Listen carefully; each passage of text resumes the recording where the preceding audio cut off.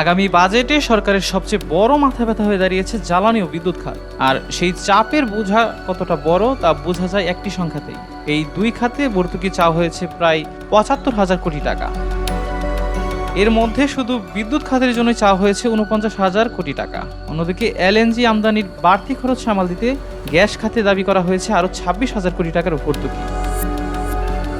পরিস্থিতি আরও জটিল করেছে আন্তর্জাতিক বাজার। মধ্যপ্রাচ্যে চলমান সংঘাতের কারণে তেল ও গ্যাসের দাম বেড়েছে আমদানি ব্যয়। ফলে জ্বালানি তেল আমদানি করে গত ৩ মাসেই প্রায় ১২,০০০ কোটি টাকা লোকসান করেছে বাংলাদেশ পেট্রোলিয়াম কর্পোরেশন বা বিপিসি।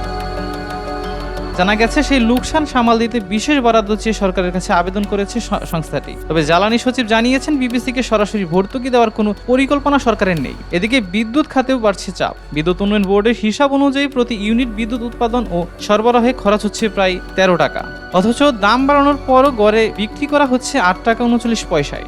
ফলে বিশাল অঙ্কের লোকসান গুনতে হচ্ছে সরকারকে। শুধু তাই নয়, বিভিন্ন সরকারি ও বেসরকারি বিদ্যুৎ কেন্দ্রকে আগামী অর্থ বছরে ক্যাপাসিটি চার্জ বাবদ দিতে হবে ৫২,০০০ কোটি টাকারও বেশি। এর মধ্যে রয়েছে আদানি, পায়রা এবং রামপাল সহ বেশ কয়েকটি বড় বিদ্যুৎ প্রকল্প। অন্যদিকে গ্যাস খাতেও সংকট কম নয়। দেশে প্রতি ইউনিট গ্যাস বিক্রি হচ্ছে ২৬ টাকায়, কিন্তু কিনতে হচ্ছে প্রায় ৩১ টাকায়। ফলে প্রতি মাসে হাজার হাজার কোটি টাকা লোকসান গুনতে হচ্ছে পেট্রোবাংলাকে।